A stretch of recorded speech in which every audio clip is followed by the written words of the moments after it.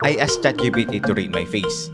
Curious lang kasi ako kung ano ba yung rating ng isang AI sa mukha ng isang tao. At ito yung sinabi niya. So, sinend ko tong picture na to for reference. Ang sinabi niya, na rating ko raw, meron daw akong 7 with glow up potential to 8 plus with the right styling. At tinanong ko rin sa ChatGPT kung ano ba ang itsura ko kung 9 out of 10. At ito yung pinakita niyang picture sa akin. Parang hindi na ako itong nasa picture ah. At tinanong ko rin syempre kung anong itsura ko kung 10 out of 10. Ito naman yung pinakita niya sa akin. Wala akong masyado nakitang pagkakaiba. Kaya ano ba sa tingin niyo? I-comment niyo dyan sa baba. Tinanong ko rin siya kung ano ba magiging itsura ko kung 1 out of 10.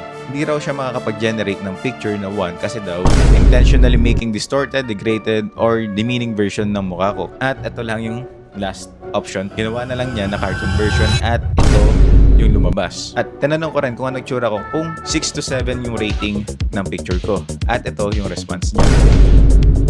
Angas, di ba?